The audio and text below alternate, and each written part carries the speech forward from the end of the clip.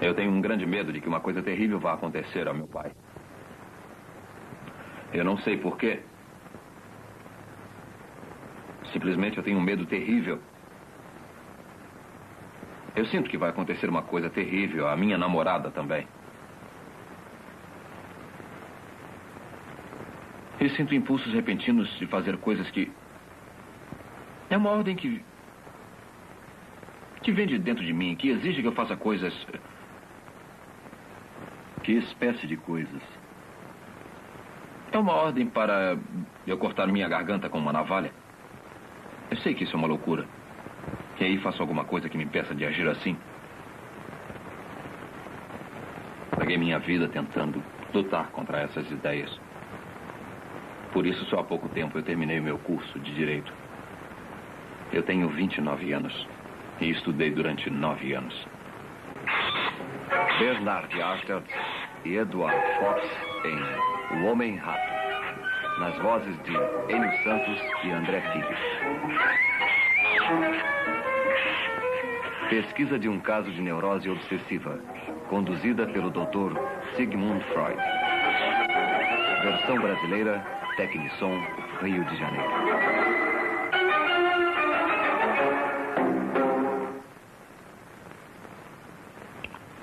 É tudo bem claro.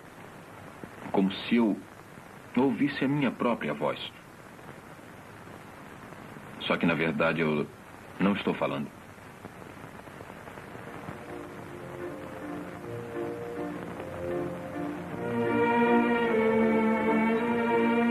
Viena, 1906. Capital do Império Austro-Húngaro. A tradicional cidade de Strauss, mulheres bonitas, aristocratas e soldados.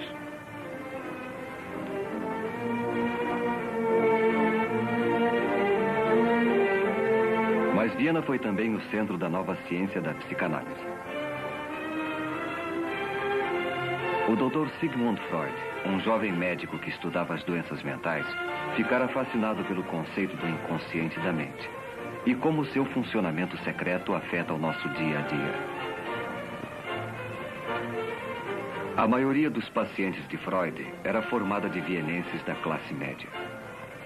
Seus problemas e comportamento o levaram a crer que o motivo de tanta debilidade está escondido em nosso inconsciente e que são as experiências reprimidas e esquecidas de nossa infância que formam o inconsciente. Freud, um analista em atividade com 20 anos de experiência, estava com 50 anos. Ainda pesquisava e aprendia com as experiências de seus pacientes. Eu não tenho relações frequentemente, porque não tenho oportunidade. Eu acho as prostitutas repugnantes. Eu sinto que tenho desejo sexual normal, mas não sei como minha vida sexual estacionou. Eu posso lhe perguntar, que idade tinha quando teve a sua primeira relação? 26 anos. Há quanto tempo sofre com essas ideias, sua obsessão? Desde que eu era bem menino. Mas principalmente nesses últimos 4 anos. E o que o fez vir me consultar? Eu ouvi falar do senhor. Foi por isso que vim vê-lo. O paciente era advogado e oficial da reserva do exército austríaco.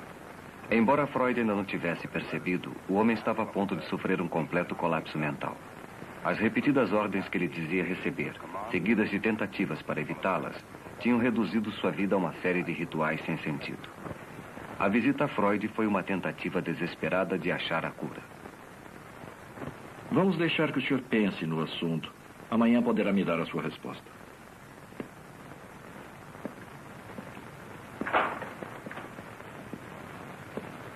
Eu vou falar com a minha família a respeito. Como eu devo lhe pagar? Pode me pagar mensalmente, aos poucos. 70 florins para 70 ratos. Então eu lhe vejo amanhã. Passe bem. Passe bem. Freud não conhecia a extensão da doença do paciente. Mas se o inconsciente é o produto de experiências reprimidas da infância, eram esses acontecimentos esquecidos que Freud teria de revelar. Freud já havia percebido que os temores do paciente de que alguma coisa ia acontecer a seu pai e a sua namorada eram essencialmente absurdos. Durante todo o período de tratamento, Freud anotou detalhadamente as condições do paciente.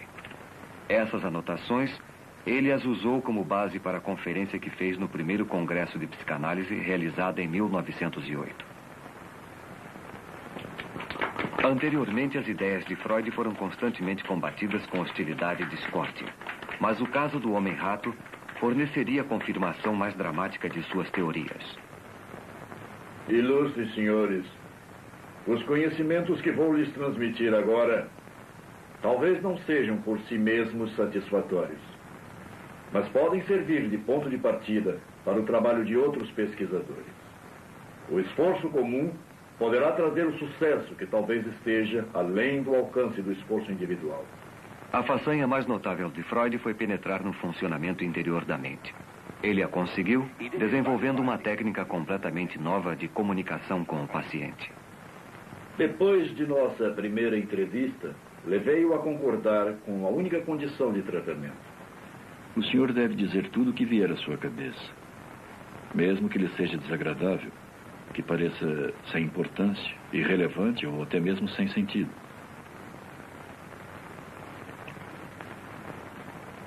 Eu sempre fui atormentado por impulsos criminosos. Eu costumava perguntar aos meus amigos, e ainda pergunto, se eles me desprezam por ser criminoso. Eles me dizem que desde que eu era pequeno eu sempre encarei a vida de modo negativo. Eu não sei por quê. Eu era feliz. Eu era muito amigo do meu pai. Sempre fui, toda a vida. Costumávamos conversar um com o outro sobre tudo. Menos sobre uma coisa. Nós tínhamos em casa uma jovem governanta chamada Senhorita Peter. Essa cena veio à minha cabeça bem distintamente anos mais tarde. Ela usava pouca roupa. Eu estava deitado ao seu lado. Então pedi que ela me deixasse tocá-la. Ela disse que eu podia, sim. Desde que não contasse aquilo para ninguém. Usava muito pouca roupa. E seu corpo me deu a impressão de ser muito estranho. Permitiu que eu tomasse algumas liberdades com ela. E isso me deixou com um desejo atormentador de contemplar o corpo feminino. Eu me lembro de umas coisas que aconteceram depois dos 6 anos. Eu ainda consigo me lembrar com uma intensa excitação. Nós tivemos outra governanta, que também era jovem e muito bonita. Ela costumava tirar a roupa e ficar se admirando no espelho.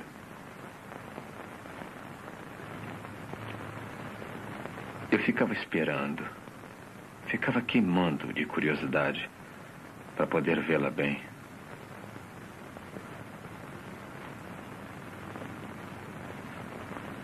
Quando eu tinha 6 anos, já ocorriam comigo as ereções. Eu tenho a sensação de que havia alguma ligação entre elas e a minha curiosidade. E eu tinha a mórbida impressão de que meus pais sabiam o que eu estava pensando. Mas tinha um pressentimento de que, tendo esses pensamentos, alguma coisa terrível iria acontecer. E eu devia fazer tudo o que pudesse para evitar que ela acontecesse.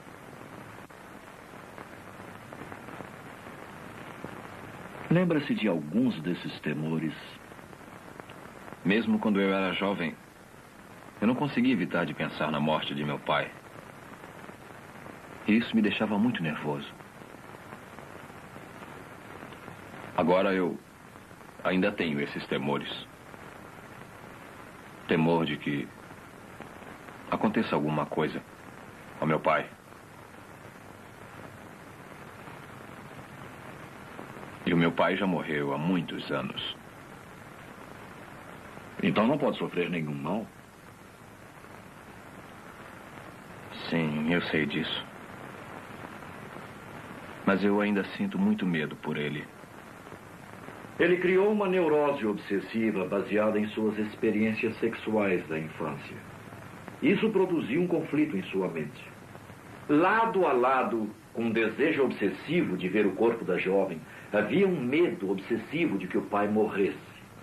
Um instinto neurótico e a reação contra ele. O medo obsessivo que tinha de seu pai aos 5 anos, mas claramente o mesmo medo que estava sentindo na idade adulta, 24 anos depois. Por quê? Mas hoje eu quero começar pela descrição da experiência que me fez procurar o senhor. Aconteceu quando eu estava nas manobras. Eu perdi os meus óculos. Então eu telegrafei ao meu oculista em Viena, pedindo um novo par, na primeira mala postal. No momento de descanso, eu me sentei com o capitão Novak e tivemos uma longa discussão a respeito de castigos físicos. Ele era totalmente favorável a isso. Eu sentia medo dele, porque ele era cruel e não escondia. Ou a gente bate neles, ou arranja uma tortura para eles. Eu posso te contar uma boa. Praticam isso no leste. Seria uma boa ideia se a gente fizesse o mesmo aqui.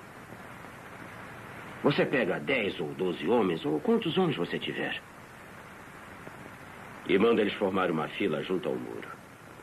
Aí você pega um deles, pega como exemplo, tira a roupa dele e manda deitar com a cara no chão, na frente dos outros.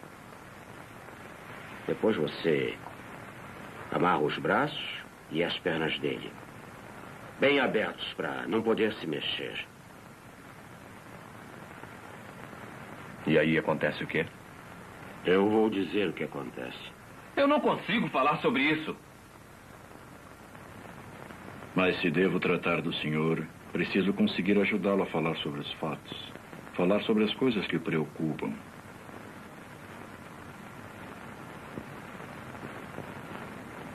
O prisioneiro foi trespassado.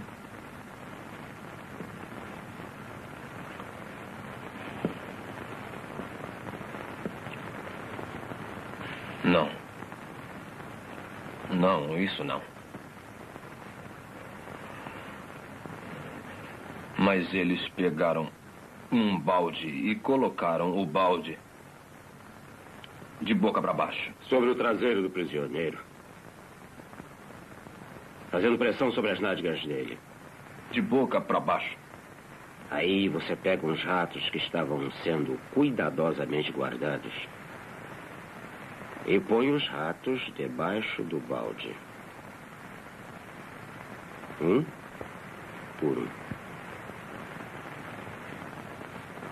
Não é muito divertido para o sujeito que está com o traseiro no balde, porque só há uma saída para os ratos que estão ali dentro. E você sabe qual é, não sabe? Eles forçam a saída. Através do ânus. Subitamente eu achei que isso estava acontecendo com alguém que era muito importante para mim. De quem se trata? Uma senhorita. Uma senhorita que eu admirava muito. Eu achei que a ideia era muito pouco comum para mim.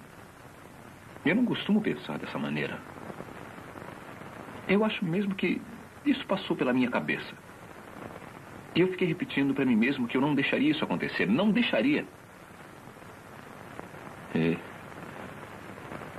E foi assim que eu consegui repelir a ambos. Eu não entendi isso. Ambos? É. E eu tive também a ideia do castigo não estar sendo aplicado a meu pai. E teve essa ideia, muito embora seu pai esteja morto. Naquela mesma noite, o capitão Novak trouxe um embrulho que chegou pelo correio. Capitão? Capitão? Eu tenho um embrulho para o senhor que chegou pelo correio da aldeia. Eram os meus óculos novos. Os óculos que eu pedira em Viena, mas eu já contei isso para o senhor. O tenente Alex pagou o frete para o senhor. O senhor vai ter que pagar a ele. Não vou pagar, senão os ratos pegarão meu pai. Eram apenas meus pensamentos. Então eu mudei de ideia. Sim, obrigado. Eu vou pagar. Eu fiz um juramento de que os ratos não o pegariam. Meu cérebro recebeu a ordem de que eu devia pagar o dinheiro ao tenente Alex, como o capitão Novak me dissera. E o senhor pagou?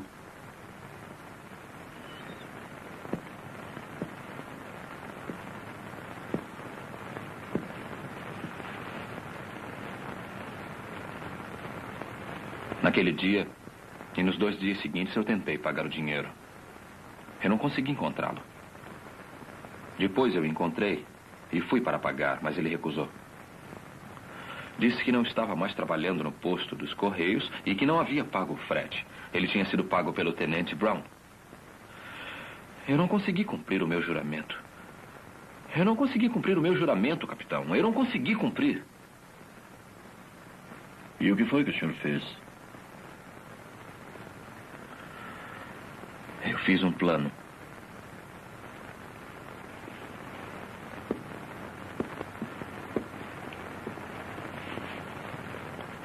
Eu iria até o posto dos Correios e o tenente Alex e o tenente Brown iriam comigo. E pediria ao tenente Alex para dar o dinheiro à moça da caixa do posto. Ela daria ao tenente Brown e ele estaria reembolsado. Aí eu mesmo pagaria ao tenente Alex e não deveria mais nada a ele. Cumpriria o meu juramento e salvaria meu pai dos ratos.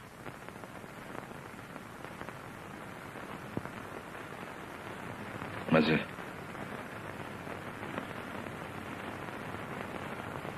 eu fui covarde.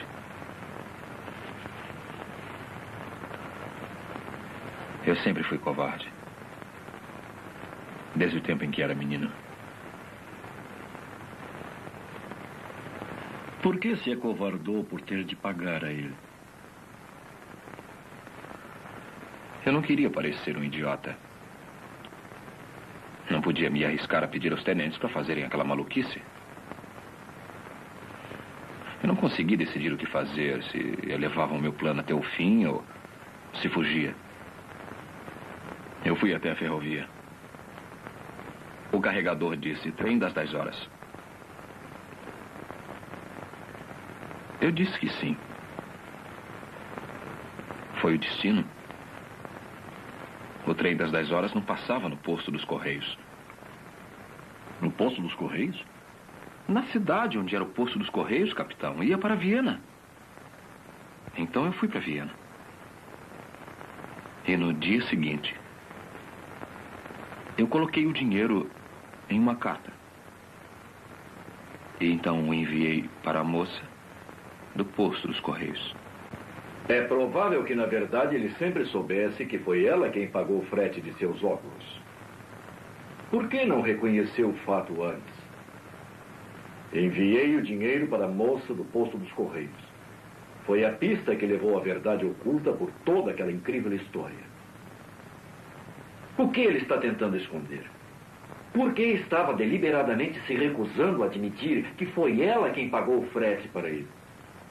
Por que ele preferiu criar uma estranha obsessão sem sentido, envolvendo ratos, o pai, sua namorada e compromissos de dinheiro com o tenente? Uma coisa que considero da máxima importância é acrescentar. Meu pai tinha enfisema. Na noite em que morreu, eu perguntei ao médico quando acabaria a crise. E ele me respondeu, amanhã. Então eu fui para a cama.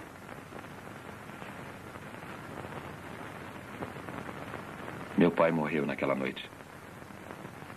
Nunca entrou na minha cabeça que ele pudesse morrer. E ainda não consigo entender que esteja morto. Só depois de quase 2 anos de sua morte foi que eu comecei a me preocupar com isso. Comecei então a me considerar um criminoso. Porque eu não estava presente quando ele morreu. Foi imperdoável. Porque afinal eu era o filho dele. Então eu sou um criminoso. Eu vou tentar explicar. O que precisamos fazer é encontrar as ligações certas. Ligar os seus sentimentos de reprovação, de culpa, de autocensura com o que realmente os causou. Sabe, ninguém está acostumado a ter sentimentos fortes sem que consiga explicá-los. Então, olhamos à volta buscando uma causa possível. E pegamos a primeira que pareça razoável. O senhor se agarra ao fato de estar ausente do leito de morte de seu pai. Mas fez a ligação errada. A verdadeira causa desse forte sentimento está em alguma experiência desconhecida alojada em seu inconsciente. O que nós temos a fazer é torná-la consciente e depois estabelecer a ligação certa. Quer dizer que minha sensação de ser um criminoso com relação ao meu pai é justificável? Provavelmente. Por algum motivo que desconhecemos. Mas nesse ponto do seu tratamento, vai achar difícil aceitar isso. Eu jamais aceitarei porque é impossível. Eu nunca fui um criminoso para o meu pai. E mesmo que eu aceitasse a justificativa desse sentimento, eu não vejo em que isso poderia me ajudar. O senhor está aceitando que o seu sentimento não ajudaria. Mas ele pode ajudá-lo a lembrar-se dos acontecimentos que deram origem a ele. E que ainda estão ocultos em seu inconsciente. Eu gostaria de falar sobre meu pai. Eu tenho umas fotografias dele. Eu sempre trago comigo.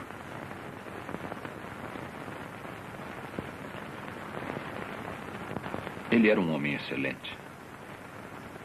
Era muito bom. Mas éramos muito amigos. Era um soldado.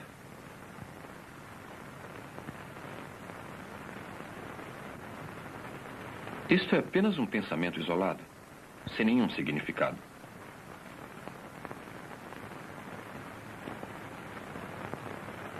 Quando eu tinha 12 anos, me apaixonei por uma menina.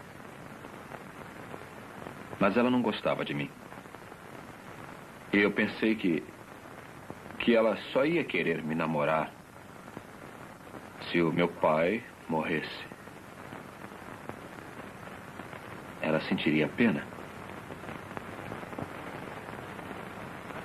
Mas eu tirei essa ideia da minha cabeça. E na verdade, me passou rapidamente pela cabeça. Não foi nada. O senhor se lembra de ter pensado em seu pai morto em alguma outra ocasião? Lembro.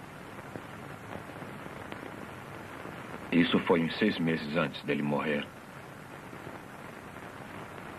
Mas não foi importante.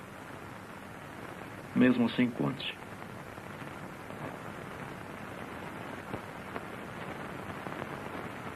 Prefiro não pensar nisso.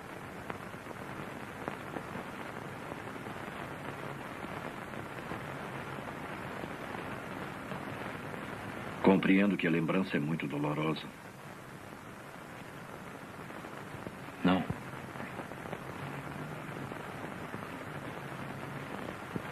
Eu não consigo me lembrar.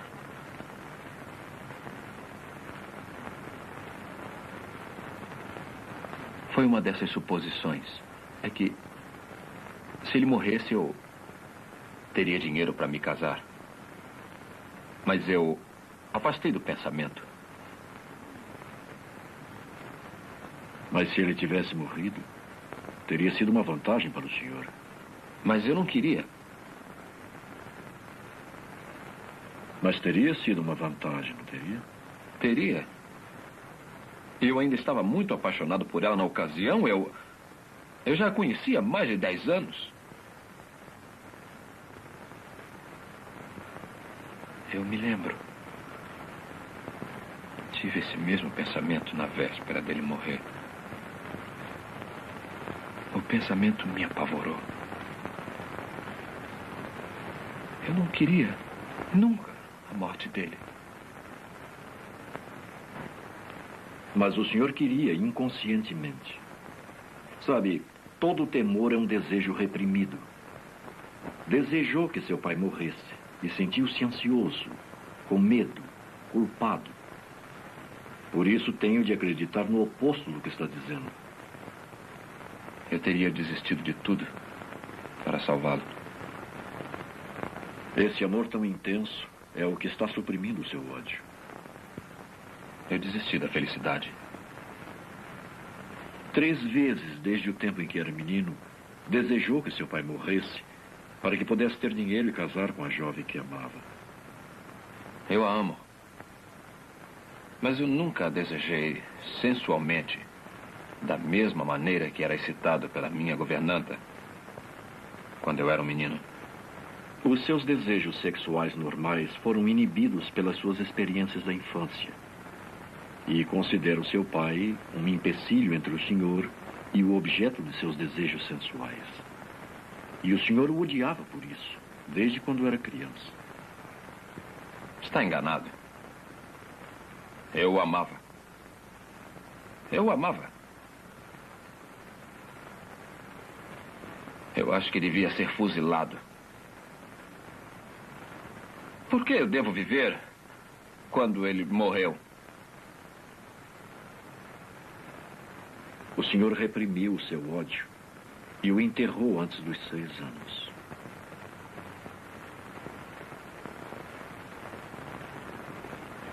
Uma vez eu tentei matar meu irmão. Nós éramos meninos. Eu carreguei a minha espingarda de brinquedo com uma vara. Depois eu disse para ele que se ele olhasse para dentro do cano, ele ia ver uma coisa. E puxei o gatilho.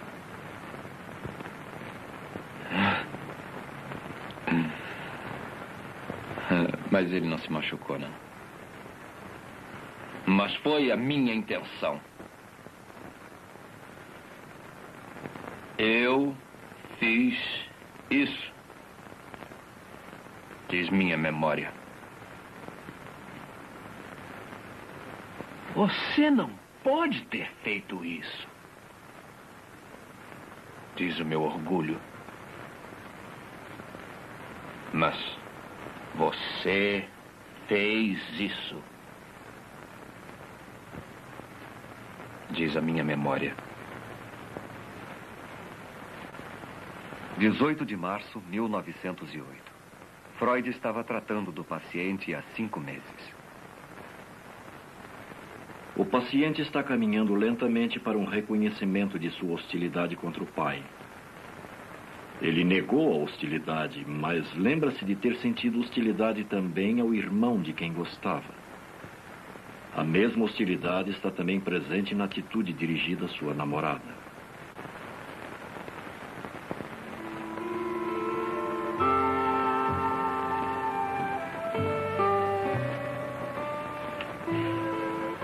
Nós estávamos no lago, num barco. Ela adorava andar de barco. Mas eu temia que ela se resfriasse. Ela não usava roupas próprias para andar de barco. Então eu pedi a ela para colocar o meu chapéu.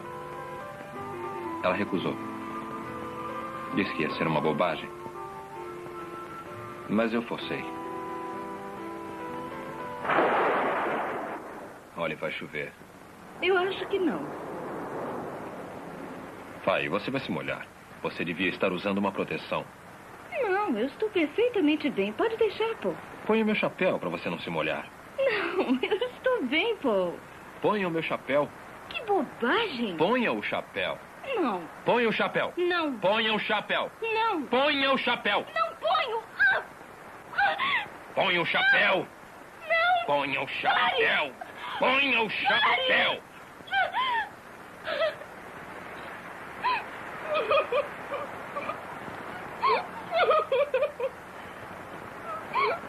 Nada deve acontecer a ela.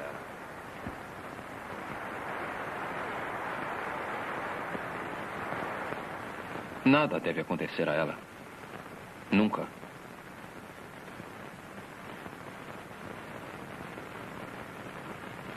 Eu estava esperando por ela. Eu já não havia uma porção de dias. Mas havia uma pedra na estrada. E eu pensei que se as rodas da carruagem batessem na pedra, Gisela podia morrer. Então eu peguei a pedra e a coloquei fora da estrada. O senhor queria protegê-la. Jurou que nada aconteceria a ela. Aí eu vi como eu tinha sido absurdo. Peguei a pedra e a coloquei de novo no lugar em que estava.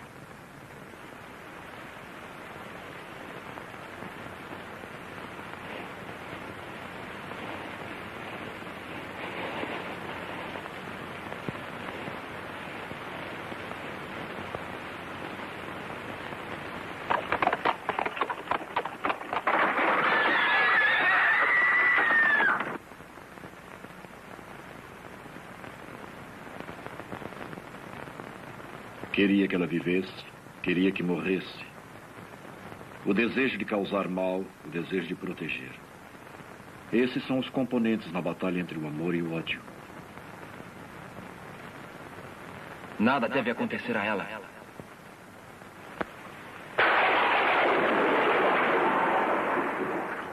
Dois, 3, 4, 5, 6, 7, 8, 9, 10, 11, 12, 13, 14, 15, 16, 17, 18, 19, 20, 21. Antes de 40 há o perigo dela morrer. Dela morrer! Morrer! 34, 35, 36, 37, 38, 39, 40! 40! 40! 40!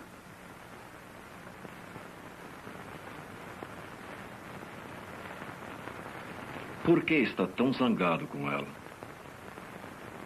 Deve haver um motivo para estar tão zangado e ter de protegê-la. Talvez ela não o ame. Eu acho que tenho de guardar a mim mesma para o homem ao qual um dia eu vou pertencer. Você não pode me amar, Gisela. Você não pode me amar? Não. Dessa maneira, não. Eu te odeio, Gisela. Olha, vai chover. Ponha o meu chapéu. Não, Paul. A obsessão do paciente exibe um irresistível antagonismo que ficou demonstrado em sua atitude de superproteção. Ele tirou a pedra da estrada para salvar a vida da moça, mas a recolocou, o que voltou a expor a moça ao perigo. Bom Deus, proteja meu pai e Gisela. Amém. Bom Deus, por favor, não proteja. Deus, proteja meu pai e Gisela. Amém. Não proteja. Proteja meu pai e Gisela. Amém. Não proteja. Proteja, por favor, não proteja. E Gisela. Amém. Por favor, não proteja. Pai. Não proteja. Não proteja. Pai. Não proteja. Gisela. Não proteja. Não proteja. Amém. Gisela. Amém. Não proteja. Gisela. Amém. Não proteja. Gisela. Gisela. Amém. Gisela. Amém. Gisela. Amém. Gisela. Amém. Gisela. Amém. Gisela. Amém. Gisela. Amém. Gisela. Amém. Gisela. Amém. Gisela. Amém. Gisela. Amém. Gisela. Amém. Gisela. Amém.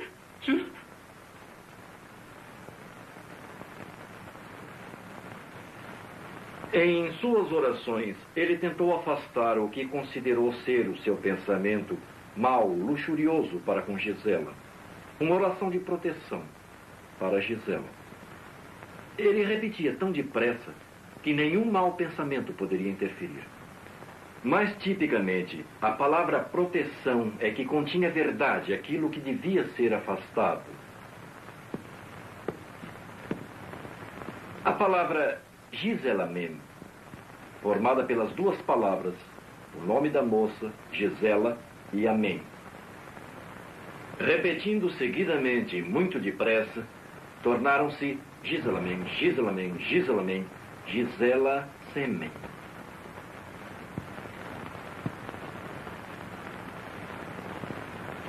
Ou, para ser mais claro, ele se masturbava com a imagem da moça. Ouvi o caso dele durante 6 meses. E foi logo depois desse tempo que atingimos um período muito difícil de tratamento. A hostilidade do paciente com relação ao seu pai, que já estava presente em seu relacionamento com seu irmão e sua namorada, começou a se revelar com relação a Freud. O paciente, sem conhecer a importância de seu comportamento, começou a transferir suas emoções para o analista e a viver no consultório as experiências que ainda estavam enterradas em seu inconsciente. Sobre o que o senhor quer falar hoje? É uma coisa que vem me perturbando no fundo da minha mente. Eu não disse ao senhor que quando meu pai morreu, ou logo depois dele morrer, a minha mãe insinuou que eu devia me casar com uma prima. Quando meu pai ainda estava vivo, também insinuou a mesma coisa. Ele queria isso. Ela era muito rica. E seria um bom casamento. Todo mundo dizia que seria um excelente começo para mim. Mas para mim não valia nada. Quando eu fiquei doente, a ideia então foi abandonada. Eu não conseguia trabalhar. Mas não era sobre isso que eu queria falar com o senhor, nada disso. Eu queria falar sobre uma jovem que vi à porta de sua casa há uma semana. Ela era extremamente bonita. Tinha os olhos mais lindos que eu já vi. E ela me deixou muito excitado. Por que está fazendo isso? Por que está fazendo isso? Por que põe a sua filha na porta de casa para excitar-me? Eu confiei em você como um amigo. Mas está sendo bonzinho comigo só para eu me casar com ela. É por isso que está me tratando tão bem. Você quer que eu seja o seu genro? Eu a desprezo, eu a odeio, eu a detesto, eu também o odeio, mas admiro a sua esperteza. Está transferindo para mim a sua aversão à possibilidade de casamento? Essa não é a prima rica com quem sua mãe queria que casasse? O senhor é quem a está promovendo a minha filha. O senhor é mesmo muito esperto. Consegue insinuar coisas estúpidas, sim. E é muito inteligente também. Oh, muito inteligente. Esconde suas verdadeiras intenções. E sabe que ela tem olhos muito bonitos. Tão bonitos que cheguei a sonhar com ela.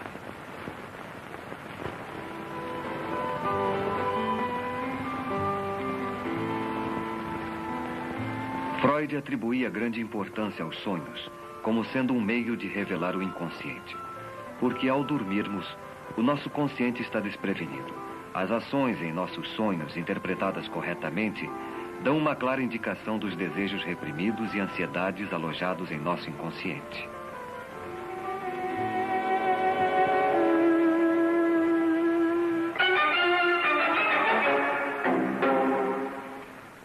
Não.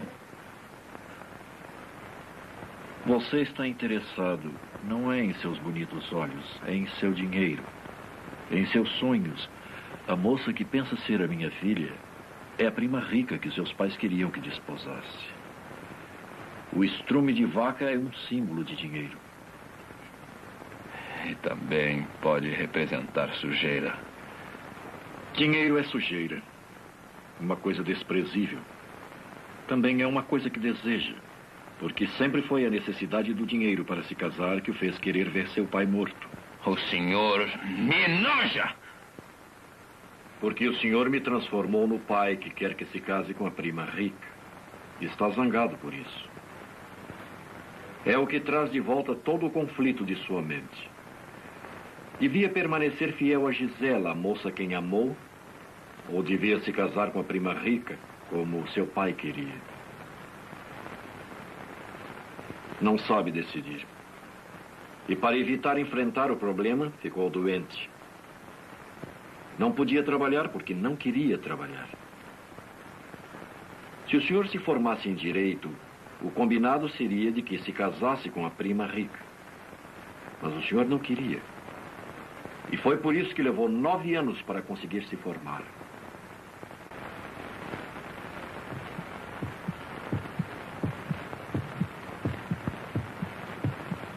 Depois que meu pai morreu, eu trabalhei. Trabalhei muito, mesmo encontrando dificuldade. Eu queria trabalhar para poder me casar. E trabalhava até tarde da noite. Exatamente à meia-noite, eu abri a porta do meu gabinete para que meu pai entrasse. Mas ele nunca entrou. Aí então eu fiz uma coisa louca. Tirei a minha roupa. Examinei as minhas partes íntimas no espelho. São os dois lados do seu relacionamento inconsciente entre o amor e o ódio, expressos em um ato obsessivo isolado. Queria agradar seu pai trabalhando muito, para que pudesse se casar com a moça rica, mas ao mesmo tempo ser descoberto desafiando seu pai, masturbando-se mentalmente, como fazia quando era criança. Por essa época, eu nem me lembro quando foi, minha mãe que me disse. Meu pai foi até o meu quarto e me bateu por eu fazer uma travessura qualquer.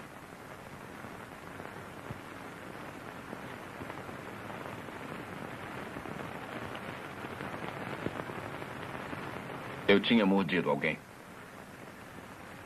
A surra de seu pai estava ligada em seu inconsciente às suas travessuras sexuais. Eu mordi alguém e ele me bateu por isso. Seu rato! Rato sujo, imoral! Por que não me põe lá na rua? Está me transformando no pai com quem está zangado. Não. Não. Não. Não.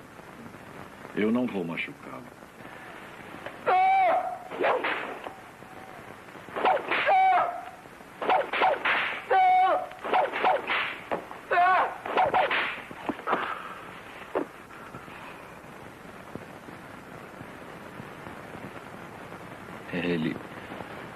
Ele bateu tão forte.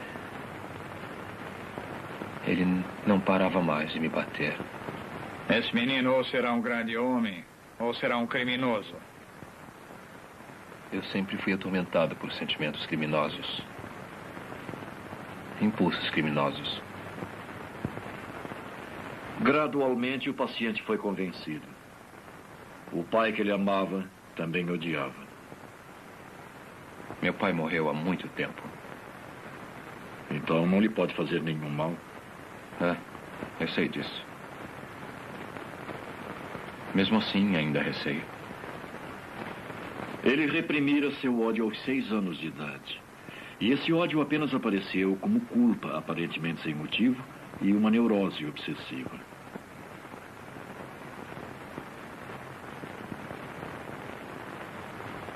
Era um rato. Estava se alimentando do corpo de meu pai.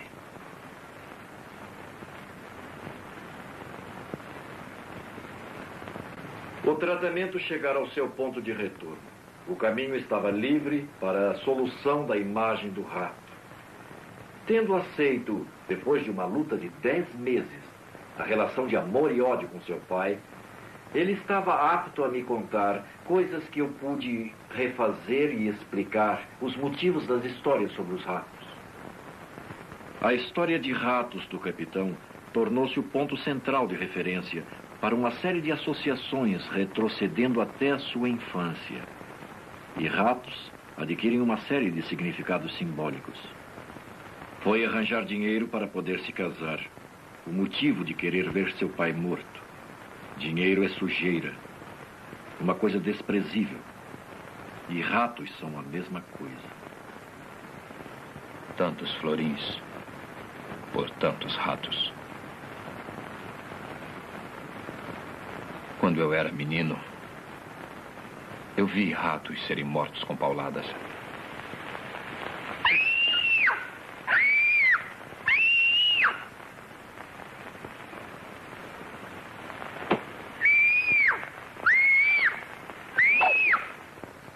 O rato é o senhor quando criança.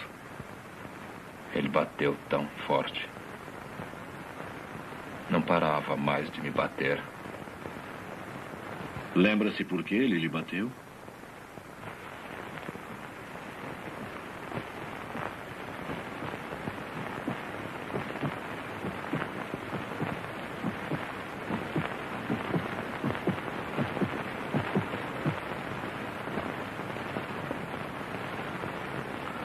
Eu mordi alguém. Ele não parava mais de me bater. Assim, no rato, o paciente viu uma imagem viva de si mesmo. A crueldade do capitão Novak e seu amor ao castigo corporal também lembraram inconscientemente as surras da sua infância. Em seus delírios obsessivos, o paciente imediatamente ficava hostil com seu pai. A tortura do rato devia ser aplicada a seu pai, mas ele o amava e, para protegê-lo, fez um juramento. Eu preciso devolver o dinheiro ao tenente Alex. Senão os ratos vão pegar o meu pai. Esta foi uma promessa que não pôde manter, porque sabia que, na verdade, devia o dinheiro à moça dos Correios. No dia seguinte, enviei o dinheiro para a moça do posto dos Correios. Ela sabia que nós nos gostávamos. Foi por isso que ela pagou o frete para mim. Por que o senhor não foi diretamente ao posto dos Correios e pagou ela, pessoalmente? Porque estava com medo. Estava interessado nessa moça. Gostava dela. Pensou em dormir com ela. E se dormisse, seria infiel à moça a quem amava, Gisela. Mas desistindo de Gisela, estaria agradando a seu pai, que, embora estivesse morto, queria que se casasse com a prima rica. Inconscientemente, o senhor suprimiu o fato de que devia dinheiro à moça dos Correios, porque lembrava conflitos que eram muito penosos para serem lembrados. Conflitos que o fizeram em pedaços desde o começo de sua doença. Não sabia se continuava a obedecer seu pai ou se devia se manter fiel à mulher que tanto amava.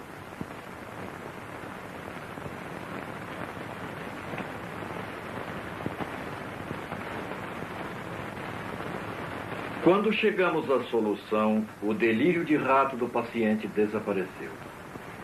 A mente do neurótico obsessivo é como a árvore que espalha os seus galhos em todas as direções. Mas seja qual for a folha que a pessoa tomar, ela sempre seguirá o caminho da raiz causadora do mal.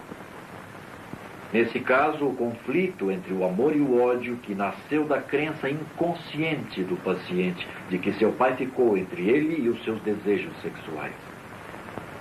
Mas, quando o ódio reprimido por seu pai foi revelado, o conflito entre o amor e o ódio ficou resolvido e a importância de sua personalidade normal foi restabelecida.